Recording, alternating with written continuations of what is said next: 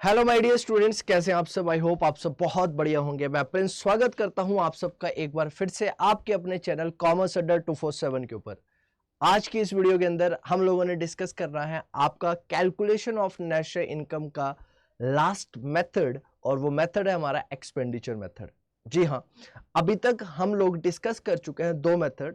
एक हमारे पास था वैल्यू एडिड मेथड और सेकंड मेथड था हमारे पास income method. Value added method के बारे में और इनकम मेथड के बारे में हमने ऑलरेडी डिस्कस किया हुआ है। अगर आपने अभी तक वो वीडियोस नहीं देखी है तो जल्दी से चैनल पर जाकर प्लेलिस्ट सर्च करिएगा। होम पेज पे आपको प्लेलिस्ट दिखेगी कॉमर्स की, और वहां पर national income and related aggregate की एक प्लेलिस्ट है, उसके अंदर वीडियोस एडेड हैं। वहां पर जाइए, वैल्यू एडिड मेथड और इनकम मेथड्स को देखिए, क्योंकि वहां से आपको ज्यादा बेहतर तरीके से कॉन्सेप्ट समझ में आएगा नेशनल इनकम है क्या और नेशनल इनकम के अंदर क्या क्या मेथड्स होते हैं और दोनों मेथड्स में बेसिक डिफरेंस क्या है। यह आज हमारी लास्ट वीडियो रहने वाली है national income and related aggregate के अंदर। Last topic methods of national income computing, और उसके अंदर लास्ट मेथड हमारा ये है जिसे बोला जाता है एक्सपेंडिचर मेथड। क्या बोला जाता है? Expenditure method.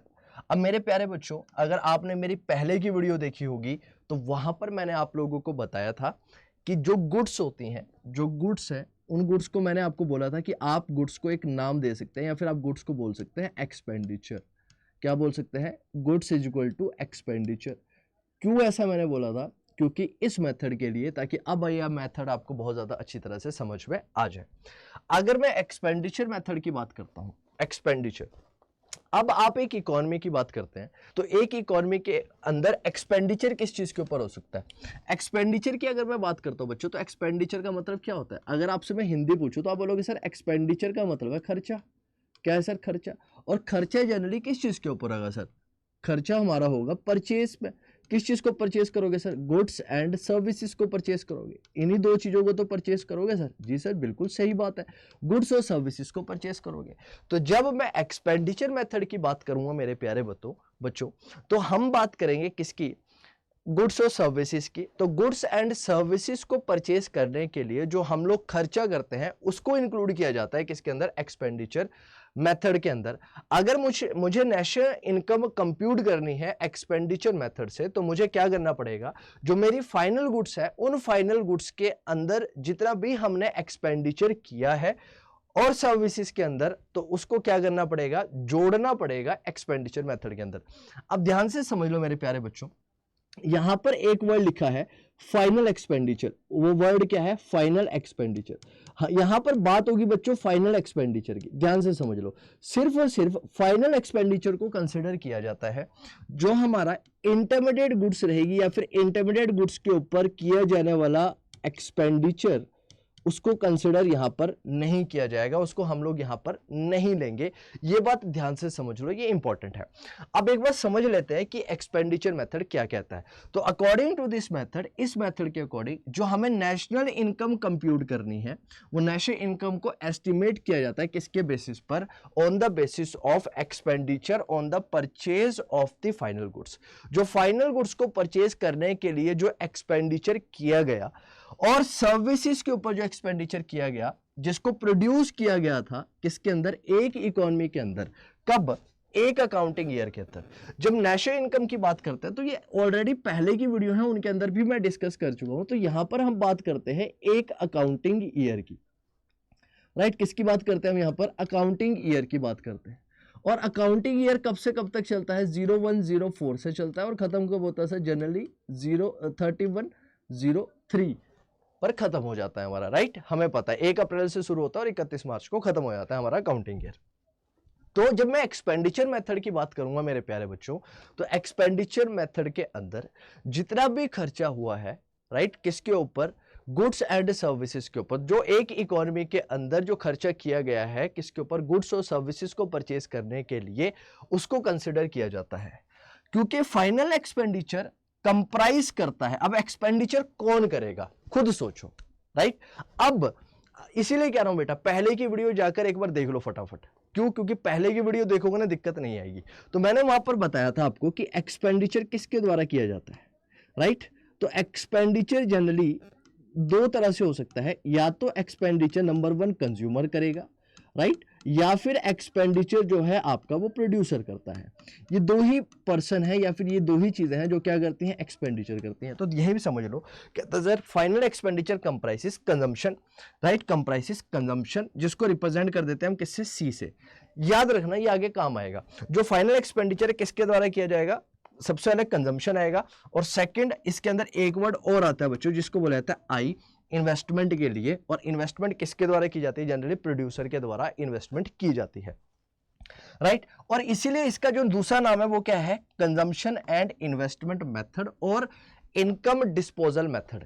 इसीलिए इस मेथड को हम क्या बोल देते हैं, इस मेथड का नाम हम लोगों ने बोल दिया क्या, कि sir consumption and investment method और इनकम डिस्पोजल मेथड, क्योंकि हम अपनी इनकम को क्या कर रहे हैं, डिस्पोज कर रहे हैं, खर्च कर रहे हैं, राइट। इसीलिए इसका क्या नाम है, इनकम डिस्पोजल मेथड।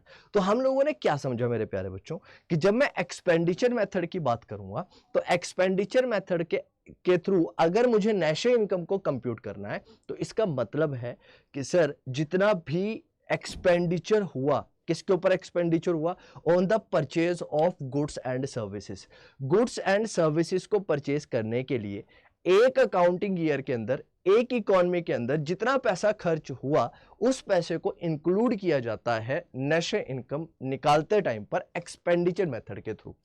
एक बात और समझना, मैंने आपको क्या बोला कि जो फाइनल एक्सपेंडिचर है ना, ये दो तरह से हो सकता है, या फिर ये जो खर्चा है, ये जो गुड्स एंड सर्विसेज है, ये दो टाइप के पर्सन खरीद सकते हैं या फिर दो कामों के लिए खरीदा जा सकता है। सबसे पहले मैं बात करता हूं कंज्यूमर की, राइट। तो कंज्यूमर के अंदर याद करना, वीडियोस देखना जहां पर मैंने बात करी थी ड्यूरेबल नॉन ड्यूरेबल गुड्स की, राइट। तो वहां पर भी गुड्स है, वहां पर उसका कंजम्पशन किया जा रहा है किसके द्वारा, कंज्यूमर के द्वारा। और जब कंज्यूमर उसे कंज्यूम करेगा तो कंज्यूमर क्यों कंज्यूम करना चाहेगा सर उसे, राइट, खुद के सेटिस्फेक्शन के लिए। वहीं पर प्रोड्यूसर क्या करता है सर, इन्वेस्टमेंट करता है। और इन्वेस्टमेंट के अंदर जैसे कि मैंने आपको बताया था कि किसके अंदर इन्वेस्टमेंट करता है, वो फिक्स एसेट के अंदर इन्वेस्ट करता है, तो वो वहां पर एसेट को परचेज करता है। तो यहां पर दो चीजें हो सकती है सर, वही लिखा है कि फाइनल एक्सपेंडिचर के इसीलिए दो कंपोनेंट हो सकते हैं, एक कंज्यूमर कंजम्पशन हो सकता है जिसको सी से रिप्रेजेंट किया जाता है, याद रखिएगा इंपॉर्टेंट है कि कंजम्पशन को रिप्रेजेंट किया जाएगा सी से। वहीं पर इन्वेस्टमेंट की बात करूं तो इन्वेस्टमेंट को रिप्रेजेंट किया जाता है आई से, क्योंकि इसके अंदर कंजम्पशन और इन्वेस्टमेंट की बात हो रही है, इसलिए इसको क्या बोल दिया जाता है, कंजम्पशन एंड इन्वेस्टमेंट मेथड बोल दिया जाता है। और इसको एक और नाम से जाना जाता है जिसे बोला जाता है इनकम डिस्पोजल मेथड। क्या बोला जाता है, इनकम डिस्पोजल मेथड। अब एक चीज और समझ लो, अगर आप लोगों को पता है, अगर आपने दो मेथड्स पढ़े हैं, कौन से, वैल्यू एडेड मेथड पढ़ा है और दूसरा मेथड आपके पास कौन था, इनकम मेथड। तो इनकम मेथड और वैल्यू एडेड मेथड का दूसरा नाम क्या था और उनके अलग अलग नेम क्या थे, उसको कमेंट बॉक्स में बताना अगर आप लोगों को पता है तो, ठीक है ना, उसको कमेंट करके बताइएगा।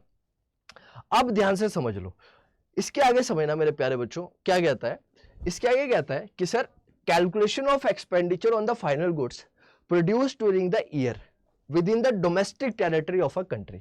अब याद एक चीज रखनी है हमें, क्या रखनी है सर, इसके अंदर एक चीज बहुत इंपॉर्टेंट है जो हमें याद रखना बहुत ज्यादा इंपॉर्टेंट है। ये जो भी खर्चा होगा, जो भी एक्सपेंडिचर हमने निकालना है किसके ऊपर, फाइनल गुड्स और सर्विसेज के ऊपर, जितना भी एक्सपेंडिचर हुआ है एक अकाउंटिंग ईयर के अंदर, कहां पर सर, डोमेस्टिक टेरिटरी। ये वर्ड इंपॉर्टेंट है बेटा, और वो वर्ड क्या है, डोमेस्टिक टेरिटरी। क्या है, डोमेस्टिक टेरिटरी। ये वर्ड याद रखना, ये वर्ड बहुत ज्यादा इंपॉर्टेंट है, क्योंकि हम डोमेस्टिक टेरिटरी की ही बात करेंगे। तो डोमेस्टिक टेरिटरी के अंदर जितने भी गुड्स एंड सर्विसेज है, उन गुड्स एंड सर्विसेज को, राइट, उन गुड्स एंड सर्विसेज के ऊपर होने वाला जो खर्चा है, उस खर्चे की मैं यहां पर बात करता हूं।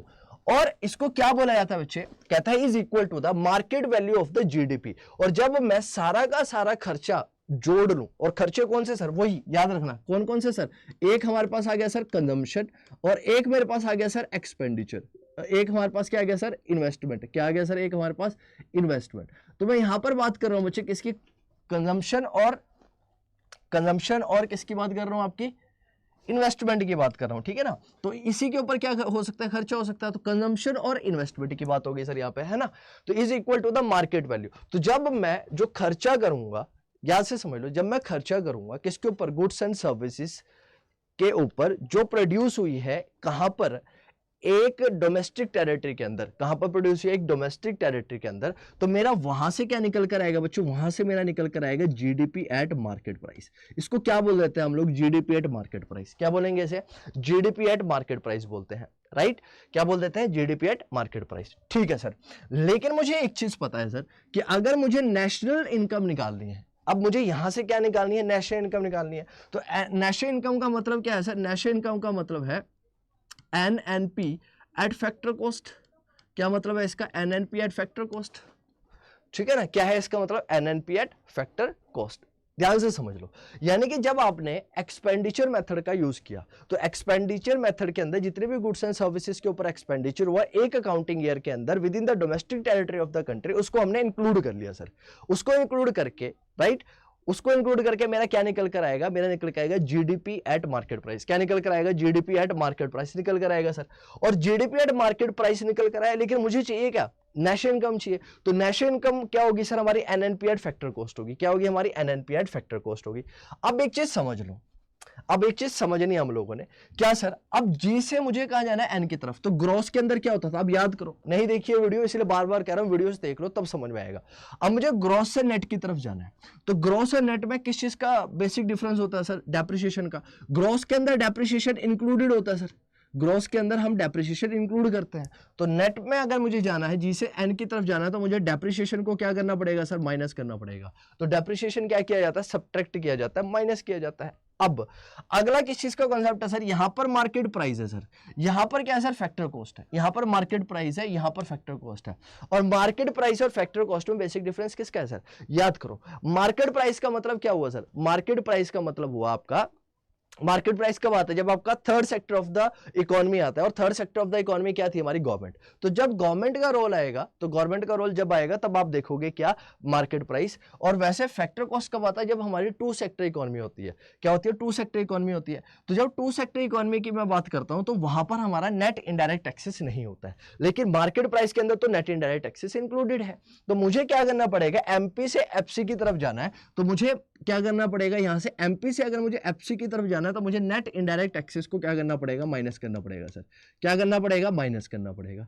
समझ लो मेरे प्यारे बच्चों, ये दो इंपॉर्टेंट बातें हैं, राइट। तो मेरी यहां से क्या निकल कर आई, देखो यहां से मैंने क्या निकाला, अब देखो यहां पर, यहां से मेरा निकल कर आया क्या, जी कन्वर्ट हो गया किसके अंदर बच्चे, एन के अंदर, राइट। और हमारा हमारा डी कन्वर्ट हो गया एन के अंदर, कन्वर्ट कर दिया हमने इसको डोमेस्टिक। अच्छा हाँ समझो, अब मेरा क्या आ गया बच्चे यहां पर, अब मेरा यहां पर निकल कर आया क्या, एनडीपी एट फैक्टर कॉस्ट। क्या निकल कर आया मेरा, एनडीपी एट फैक्टर कॉस्ट निकल कर आया। क्यों, क्योंकि सर मैंने डी को तो कन्वर्ट ही नहीं करा एन में, अभी मैंने डोमेस्टिक को नेशनल के अंदर कन्वर्ट थोड़ी करा है सर।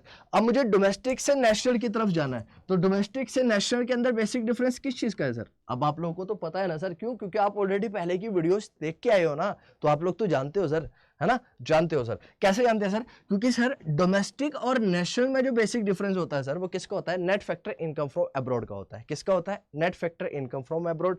डोमेस्टिक के अंदर net factor income from abroad नहीं आती है, लेकिन नेशनल के अंदर net factor income from abroad आती है। तो इसमें हम क्या कर देंगे, NFIA को ऐड कर देंगे सर।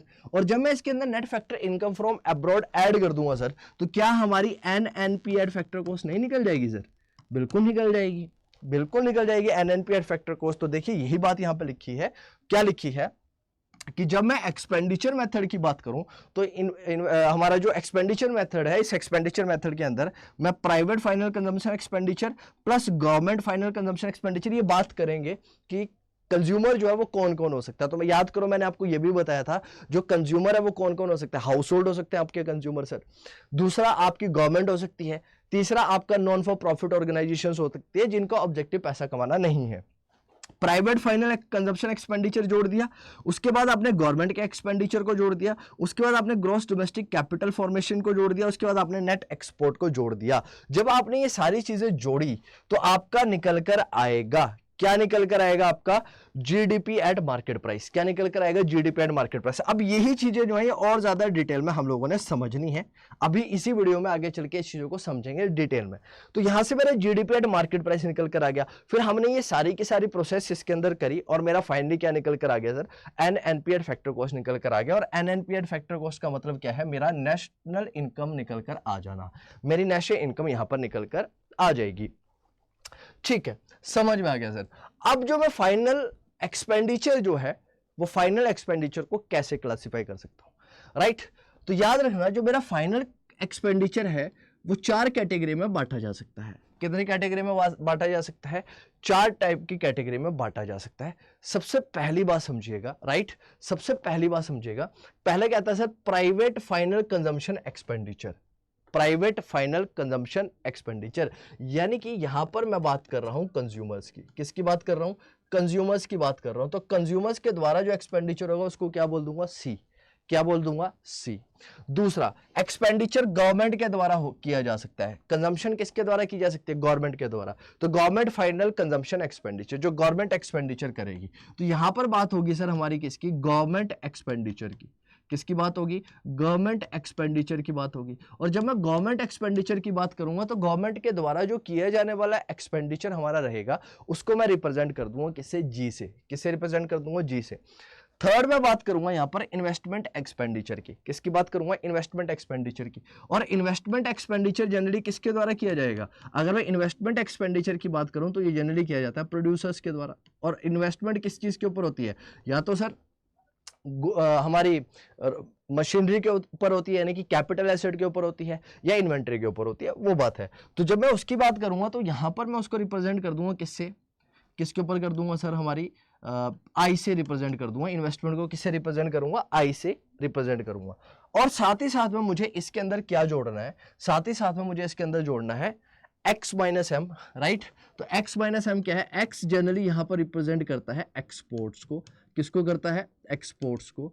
और m यहां पर रिप्रेजेंट करता है इंपोर्ट्स को, यानी कि कितना मैंने एक्सपोर्ट किया और कितना मैंने इंपोर्ट किया। तो एक्सपोर्ट में से मुझे क्या करना पड़ेगा, इंपोर्ट को माइनस करना पड़ेगा और मेरा नेट निकल कर आएगा, जिसे मैं बोलूंगा क्या, नेट ऑफ एक्सपोर्ट्स। क्या बोलूंगा, नेट ऑफ एक्सपोर्ट्स, राइट।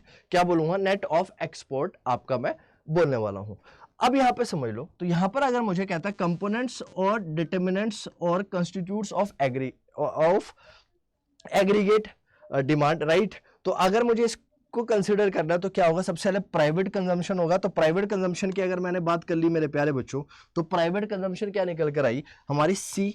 और उसके बाद किसके द्वारा कंजम्पशन किया जाएगा, गवर्नमेंट के द्वारा, जी। उसके बाद किसके द्वारा किया जाएगा सर, इन्वेस्टमेंट की जाएगी, आई। और लास्ट में हमारे पास क्या आएगा sir, net of export and import, यानी कि net export, right, x minus M. तो जब आप इसे जोड़ देंगे, राइट, जब आप इसे जोड़ देंगे तो आपका निकल कर आ जाएगा aggregate demand. Private consumption expenditure C, investment expenditure I, government expenditure G, net export x minus M. तो AD is equal to C plus I plus G plus X minus M. और इसी तरह का फॉर्मूला आपने कहीं ना कहीं अपनी बुक्स के अंदर भी देखा होगा, आपने देखा होगा, लेकिन आपको थोड़ा सा समझ में आया या नहीं आया, वो अगर नहीं आया होगा तो अब समझ में आ गया होगा सर, क्या दिक्कत वाली बात, आप तो समझ गए सर, है ना। चलिए अब एक और यहां पर डायग्राम है, इसको समझ लेते हैं। तो क्या कहता है components of GDP in expenditure phase. अगर मैं एक्सपेंडिचर फेज की बात करूं तो इसके कंपोनेंट क्या है, तो सबसे पहले मैं बात करता हूं, बात की जाती है फाइनल कंजम्पशन एक्सपेंडिचर की। तो फाइनल कंजम्पशन एक्सपेंडिचर कौन करता है, प्राइवेट फर्म्स, यानी कि प्राइवेट में सारे आ जाएंगे, हाउस होल्ड्स वगैरह सबको इंक्लूड किया जाएगा। गवर्नमेंट है, उसके द्वारा किया जाता है। और फाइनल इन्वेस्टमेंट कौन कौन करता है, इन्वेस्टमेंट किसके लिए के द्वारा की जाएगी, तो ग्रॉस फिक्स्ड कैपिटल फॉर्मेशन, यानी कि कैपिटल को फॉर्म करने के लिए। और यहां पर आएगा हमारा चेंज इन स्टॉक, तो चेंज इन स्टॉक को भी यहां पे इंक्लूड किया जाता है। ये इंपॉर्टेंट पॉइंट था जो मुझे आपको बताना था इसके थ्रू। तो चेंज इन स्टॉक का मतलब क्या होता है, आप लोगों को पता ही है वैसे तो, ठीक है ना। चेंज इन स्टॉक का मतलब क्या होता है सर, चेंज इन स्टॉक का मतलब होता है क्लोजिंग स्टॉक, जिसे कि CSB बोलते हैं। क्लोजिंग स्टॉक में से जब मैं ओपनिंग स्टॉक को माइनस कर देता हूं तो मेरा निकल कर आ जाता है चेंज इन स्टॉक। क्या निकल कर आ जाता है, चेंज इन स्टॉक आ जाता है। और हमारा आ जाता है नेट एक्सपोर्ट। तो ये इमेज कहीं ना कहीं आप सब अपने माइंड में रखिएगा, और वो इमेज क्या रखनी है कि जब मैं जीडीपी निकालूंगा एक्सपेंडिचर मेथड के थ्रू, तो एक्सपेंडिचर मेथड में निकालते टाइम पर मैं फाइनल कंजम्पशन एक्सपेंडिचर और फाइनल इन्वेस्टमेंट एक्सपेंडिचर दोनों की बात करूंगा। जब मैं फाइनल कंजम्पशन एक्सपेंडिचर की बात करता हूं तो कंजम्पशन के अंदर प्राइवेट कंजम्पशन आएगी और जनरल हमारी गवर्नमेंट के द्वारा जो कंजम्पशन की जाती है, इसके अंदर प्राइवेट कंजम्पशन के अंदर सारे आ जाएंगे, चाहे आपके हाउस होल्ड्स हैं, चाहे आपके नॉन फॉर प्रॉफिट ऑर्गेनाइजेशंस हैं, राइट, वो भी इसके अंदर क्या कर दी जाएंगी, इंक्लूड कर दी जाएंगी। जनरल गवर्नमेंट आपकी आएगी। गवर्नमेंट जनरली किसके ऊपर पैसा खर्च करती है, जैसे कि आर्म्स एंड एम्युनिशन के ऊपर पैसा खर्च हुआ, और डिफेंस फोर्सेस के ऊपर पैसा खर्च करती है, उसके लिए आर्म्स एंड एम्युनिशन लेके आती है, तो वो सारी बातें यहाँ पर आती है। गवर्नमेंट जो होती है मिड डे मील स्कीम लेके आती है, तो वहाँ पर वो कंजम्पशन करती है, राइट, वो सारी चीज़ें यहाँ पे आती है। अब फाइनल इन्वेस्टमेंट एक्सपेंडिचर की बात करूं तो यहां पर क्या आएगा, ग्रॉस फिक्स्ड कैपिटल फॉर्मेशन के लिए जो इन्वेस्टमेंट होगी और चेंज इन स्टॉक जो होगा, यानी कि मैंने आपको सब पढ़ाया हुआ है, ये सारी चीजें यहां पर आएगी। और अगर आपने नहीं देखी वीडियो तो जाकर देख लो, चेंज इन स्टॉक को भी यहां पर हम कंसिडर करते थे, और यहां पर नेट एक्सपोर्ट भी हमारा क्या होने वाला है, इंक्लूड होने वाला है, ये ध्यान से समझ लो मेरी बात। नाउ अगर मैं प्राइवेट फाइनल कंजम्पशन एक्सपेंडिचर की बात करूं, किसकी बात कर रहा हूं, प्राइवेट फाइनल कंजम्पशन एक्सपेंडिचर की बात कर रहा हूं, सी की बात कर रहा हूं, तो अब थोड़ा सा डिटेल में समझ लेते हैं कि इसके अंदर क्या क्या आएगा। तो मैंने आपको क्या बताया था कि इसमें सब आएंगे। सब आने का मतलब क्या, इंडिविजुअल्स आएंगे, हाउस होल्ड्स आएंगे, गवर्नमेंट आएगी, है ना, आपका गवर्नमेंट तो खैर अलग से बताया है जी, राइट, लेकिन इसके अंदर इंडिविजुअल्स, हाउस होल्ड्स आ जाएंगे, नॉन फॉर प्रॉफिट ऑर्गेनाइजेशन, ये सारे इसके अंदर कंसिडर हो जाएंगे। तो क्या कहता है, it refers to the expenditure, किसके ऊपर एक्सपेंडिचर, फाइनल गुड्स और सर्विसेज के ऊपर जो एक्सपेंडिचर किया गया है, किसके द्वारा किया गया, इंडिविजुअल्स के द्वारा, हाउस होल्ड्स के द्वारा, और नॉन फॉर प्रॉफिट ऑर्गेनाइजेशन या फिर नॉन प्रॉफिट प्राइवेट ऑर्गेनाइजेशंस के द्वारा, इंस्टीट्यूशंस के द्वारा जो पैसा खर्च किया गया है गुड्स और सर्विसेज के ऊपर, उसको इसके अंदर इंक्लूड किया जाएगा। और जब मैं उनके द्वारा किए गए पैसे को, जो उन्होंने पैसा खर्च किया है गुड्स और सर्विसेज के ऊपर एक्सपेंडिचर किया है, उसको जब मैं जोड़ दूंगा, राइट, जोड़ दूंगा, सम कर दूंगा। अगर मुझे मान लो बेटा, अगर मैं सीधी सी सेंस में आप लोगों को समझाने की कोशिश करता हूं तो इसका मतलब सीधा सा है बेटा, साधारण सा मतलब है कि अगर मुझे सी निकालना है तो सी का मतलब क्या हो गया sir, it basically means summation, is basically means summation of, right, individuals, इसमें इंडिविजुअल्स भी आएंगे हमारे, इसमें हमारे हाउस होल्ड्स भी आएंगे, और साथ में नॉन फॉर प्रॉफिट ऑर्गेनाइजेशंस, जिसे एनपीओ बोल लो या फिर नॉन प्रॉफिट प्राइवेट इंस्टीट्यूशंस बोल दो, जो जैसे कि हमने पढ़ा था, जैसे गुरुद्वारास वगैरह होते हैं तो वहाँ पे चैरिटीज वगैरह होती हैं, तो वो सारी चीज़ें क्या होती हैं, इसी के अंदर हम लोग कंसिडर करने की कोशिश करते हैं, ठीक है। अब इसके अंदर क्या क्या आएगा, राइट, इट इंक्लूड्स, किसके द्वारा किया जाएगा, ये तो मुझे समझ में आ गया कि जब मैं प्राइवेट फाइनल कंजम्पशन एक्सपेंडिचर की बात कर रहा हूं तो इसके अंदर मैं individual, house holds and non profit private institutions की बात कर रहा हूं, ये तो मुझे समझ में आ गया सर बहुत अच्छी तरह से। अब एक चीज समझ लो, इसके अंदर इंक्लूड क्या क्या होगा, ये जो खर्चा होगा इसके अंदर क्या क्या इंक्लूड किया जाएगा, तो इसके अंदर सर्विसेज भी आएंगी, आएगी या नहीं आएगी, जी सर आएगी, मैंने बताया आपको कि इसके अंदर सर्विसेज भी आएगी। Consumer non durable goods, goods that can not be used repeatedly, right, non durable goods का मतलब क्या है, जिसको बार बार नहीं यूज करते, जनरली पेरिशेबल गुड्स की अगर मैं बात करूं, राइट, या फिर अपने कपड़ों की बात करता हूं मैं, ये जो कपड़े हैं, राइट, 1 साल 2 साल यूज करेंगे अपन लोग, और जैसे गुड्स जो हमारी पेरिशेबल गुड्स होती हैं, एक बार कंज्यूम किया खत्म, राइट, वो आएंगे generally. Consumer durable goods which are repeatedly used for several years, right, several years में जो इंक्लूड किया जाएगा, जैसे कि कपड़ों का एग्जांपल दिया तो वो जनरली इस कैटेगरी में आना चाहिए, नॉन ड्यूरेबल के अंदर नहीं आएगा, क्योंकि नॉन ड्यूरेबल को हम बार बार यूज नहीं करते हैं, कपड़ों को हम 1 साल 2 साल यूज कर लेते हैं, तो वो इस कैटेगरी के अंदर आना चाहिए हमारा, ठीक है ना। ओके सर, नाउ नेक्स्ट समझने की कोशिश करते हैं। सेकेंड हमारे पास पॉइंट क्या है, गवर्नमेंट, क्या है हमारे पास, गवर्नमेंट फाइनल कंजम्पशन एक्सपेंडिचर। तो गवर्नमेंट फाइनल कंजम्पशन एक्सपेंडिचर की अगर मैं बात करूं तो इसके अंदर किसकी बात की गई है, जी की बात की गई है, और जी का मतलब क्या है, गवर्नमेंट।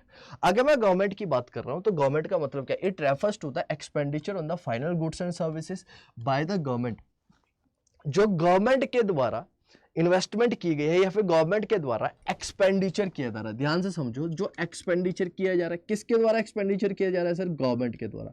जो आपकी गवर्नमेंट एक्सपेंडिचर करिए, किसके ऊपर एक्सपेंडिचर करिए, गुड्स एंड सर्विसेज के ऊपर, गुड्स एंड सर्विसेज के ऊपर, like expenditure on the purchase of goods for consumption by the defence personnels, expenditure on the maintenance of the administrative services like law and order, education etcetera. तो government जो भी खर्चा करेगी, जैसे कि law and services को maintain करके रखना, आर्म्स एंड एम्यूनिशन के ऊपर पैसा लगाना, डिफेंस पर्सनल को चीजें प्रोवाइड करके देना, वो सारा का सारा खर्चा किसके द्वारा किया जा रहा है? गवर्नमेंट के द्वारा। तो गवर्नमेंट के द्वारा जो खर्चा किया जाएगा वो किसके अंदर जाएगा? जी कैटेगरी के अंदर जाएगा, यानी कि जी के अंदर डालेंगे। थर्ड हमारा आता है इन्वेस्टमेंट एक्सपेंडिचर, और इन्वेस्टमेंट कौन करता है? प्रोड्यूसर, राइट, क्योंकि वो परचेज करेगा गुड्स, राइट। तो it refer to the expenditure on the purchase of the final goods by the producer. कौन करेगा इसको? इन्वेस्टमेंट एक्सपेंडिचर कौन करता है सर? हमारा प्रोड्यूसर करता है। प्रोड्यूसर क्यों करता है? क्योंकि सर ये गुड्स एंड ये क्या करता है? मशीनरी, कैपिटल एसेट को क्या करता है? कैपिटल एसेट के ऊपर पैसा इन्वेस्ट करता है। क्या करता है ये? कैपिटल एसेट के ऊपर, कैपिटल एसेट के ऊपर पैसे को इन्वेस्ट करने वाला है। ये basically invest the money on the capital asset, ठीक है। आगे समझिए, these goods are used in the process of production, और इन गुड्स को क्या किया जाता है? प्रोडक्शन में यूज किया जाता है, प्रोड्यूस करने के लिए यूज किया जाता है।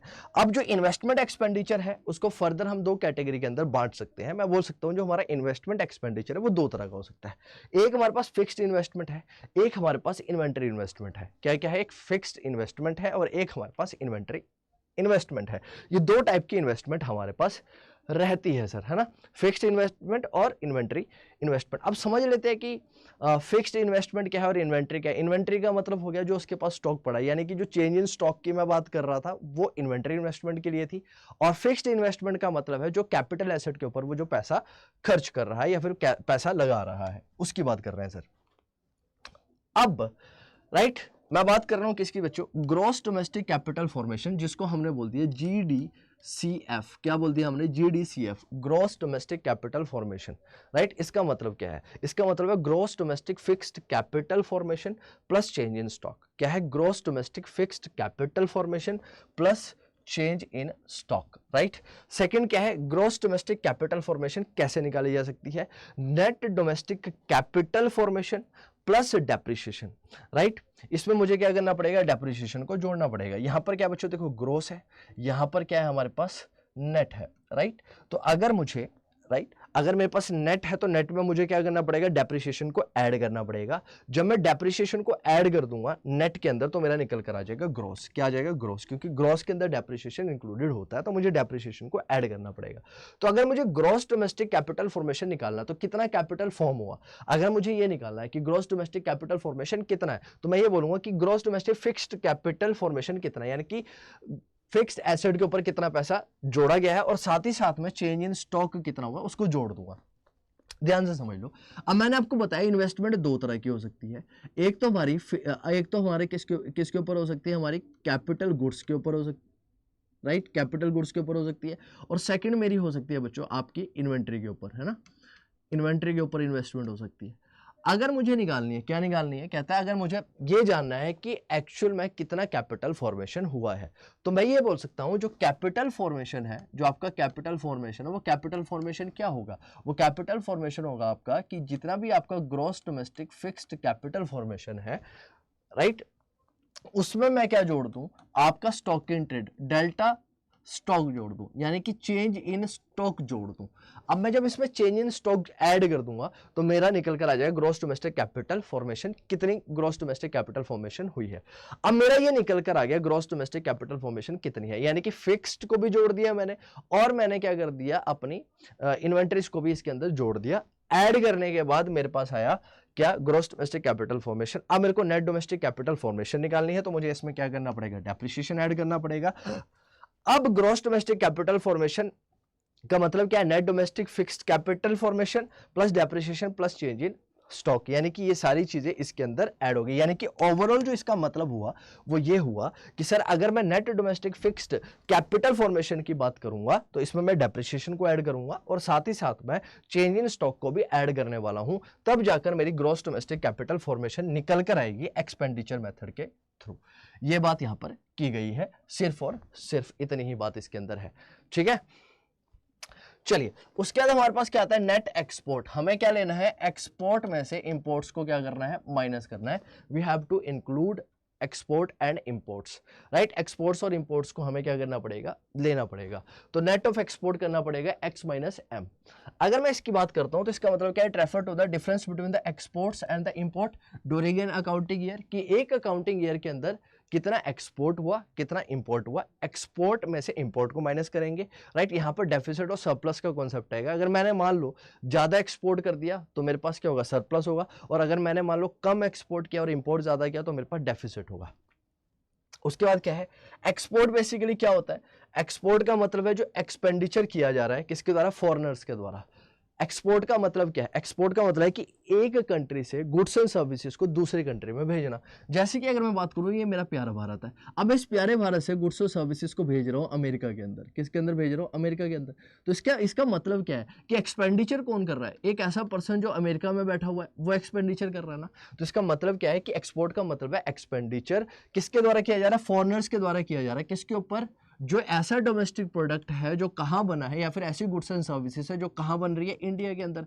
एक ऐसा गुड्स एंड सर्विसेज जो बन इंडिया में रहा है लेकिन खर्चा आ रहा है बाहर से, राइट, तो उसको इंक्लूड करूंगा। लेकिन इंपोर्ट का मतलब क्या है, इसका जस्ट अपोजिट, एक ऐसा पर्सन जो इंडिया के अंदर बैठा है लेकिन प्रोडक्ट मंगवा रहा है कहाँ से, अमेरिका से। तो एक्सपेंडिचर अगर उसके द्वारा किया रहा है गुड्स और सर्विसेज के ऊपर जो कहां पर, अब्रॉड में है, तो उसको हम बोलेंगे इंपोर्ट। तो टोटल एक्सपेंडिचर कैसे निकल कर आएगा, तो टोटल एक्सपेंडिचर हमारा या फिर नेट एक्सपेंडिचर हमारा या फिर हमारा नेट एक्सपोर्ट कैसे निकल कर आएगा, वो निकल कर आएगा x माइनस एम, और x का मतलब हो गया मेरा एक्सपोर्ट और m का मतलब हो गया इंपोर्ट। तो मैंने अगर एक्सपोर्ट में से इंपोर्ट को माइनस कर दिया तो मेरा यहां से निकल कर आ जाएगा नेट एक्सपोर्ट। अगर मैं नेट एक्सपोर्ट की बात करूं मेरे प्यारे बच्चों, ध्यान से समझ लो, अगर मैंने नेट एक्सपोर्ट की बात करी तो नेट एक्सपोर्ट मेरा इस मेथड के थ्रू निकल कर आ जाएगा। अब अगला समझना, अगर मुझे टोटल एक्सपेंडिचर निकालना है तो अब अगला टास्क क्या है, टोटल एक्सपेंडिचर निकालना। अब टोटल एक्सपेंडिचर कैसे निकलेगा, टोटल एक्सपेंडिचर जो है एक्सपोर्ट को भी कैसे निकाला जाता है, are added while total expenditure on the imports are deducted. तो टोटल एक्सपेंडिचर निकालते टाइम पर एक्सपोर्ट्स को ऐड किया जाता है और इंपोर्ट्स को क्या किया जाता है, माइनस किया जाता है। तो sum total of the expenditure on the domestically produce goods and services during an accounting year is called GDP at market price. इसको क्या बोल देते हैं हम, ये जो यानी कि हमने सी में जी ऐड करा प्लस आई ऐड करा प्लस x माइनस एम करा। इसका मतलब क्या है, इसका मतलब है कि इसका मतलब क्या हुआ बच्चे आपका, दिस इज इक्वल्स टू, जब आपने ये निकाल लिया इसका मतलब क्या है, इसका मतलब है जीडीपी एट मार्केट प्राइस। क्या है इसका मतलब, जीडीपी एट मार्केट प्राइस। समझ गए आप लोग, जी सर समझ गए। इसका मतलब क्या है sir, GDP at market price है सर, ठीक है। तो जीडीपी एट मार्केट प्राइस से अब मुझे नेशनल इनकम निकालनी है, तो नेशनल इनकम तो आप लोगों को आती है ना निकालने, आप लोग निकाल के बता दोगे मुझे, जी सर कैसे, कमेंट करके बता दोगे मुझे फटाफट से कि सर नेशनल इनकम कैसे हम लोग कंप्यूट कर सकते हैं। अब कुछ चीजें हैं, कुछ पॉइंट है जो आप लोगों को ध्यान रखने पड़ते हैं, राइट, जिसे बोला जाता है प्रिकॉशंस, जो हमें ध्यान में रखने होते हैं क्या करते टाइम पर, इस मेथड को फॉलो करते टाइम पर। सबसे पहली बात क्या है, सिर्फ और सिर्फ पहली इंपॉर्टेंट बात, सिर्फ और सिर्फ फाइनल एक्सपेंडिचर को ही कंसिडर किया जाएगा, हम इंटरमीडिएट गुड्स को कंसिडर नहीं करते हैं। Final goods are only considered, intermediate goods are not consider in this method. सबसे पहली बात ये है इसके अंदर इंपॉर्टेंट, क्यों, क्योंकि इससे एक चांस रहता है कि इसका डबल काउंटिंग का, क्योंकि कई बार ऐसा होता है कि हम इंटरमीडिएट गुड्स को भी कंज्यूम कर ले लेते हैं कंप्यूटेशन के अंदर और फाइनल गुड्स को भी कंसिडर कर देते हैं, तो दोनों को कंप्यूट करेंगे या फिर दोनों को करेंगे तो इसकी वजह से जो हमारी नेशनल इनकम है वो ओवर स्टेटेड हो जाएगी। क्या हो जाएगी, ओवर स्टेटेड हो जाएगी, राइट। आगे क्या कहता है, expenditure of the intermediate goods need to be avoided. इसको क्या करना है, हमने अवॉइड नहीं करना, सिर्फ और सिर्फ हमने किसके खर्चे को लेना है, जो खर्चा किया गया है किसके ऊपर, फाइनल एक्सपेंडिचर जो किया गया है उसी को ही हमने लेना है। सिंपल सी सेंस में अगर मान लो मैं एक मोबाइल फ़ोन की बात कर रहा हूँ, तो मोबाइल फ़ोन बहुत सारी चीज़ों से बना हुआ है, जैसे कि हमारे इसके साथ में स्क्रीन लगी हुई है, हमारे पास इसके साथ में बैटरी लगी हुई है, तो मैं इन सारी चीज़ों को कंसिडर नहीं करूँगा। फाइनल इसकी वैल्यू अगर 18,000 रुपये है तो मुझे इसी को कंसिडर करना है सिर्फ और सिर्फ, राइट, ठीक है। उसके आगे expenditure on second hand goods are not included, expenditure on shares and bonds is not included, expenditure on transfer payment by the government is not included because they do not create any value addition। तो government के द्वारा अगर खर्चा किया जा रहा है उसको भी इंक्लूड नहीं करेंगे, क्योंकि इसकी वजह से किसी भी तरह की वैल्यू एडिशन नहीं होगी। तो आई होप आप लोगों को ये वीडियो अच्छी लगी होगी, और अगर आपको वीडियो अच्छी लगती है तो दोस्तों के साथ शेयर करना मत भूलिएगा। तो चैनल को लाइक शेयर सब्सक्राइब करिएगा इसी तरह की वीडियो के लिए। Thank you so much.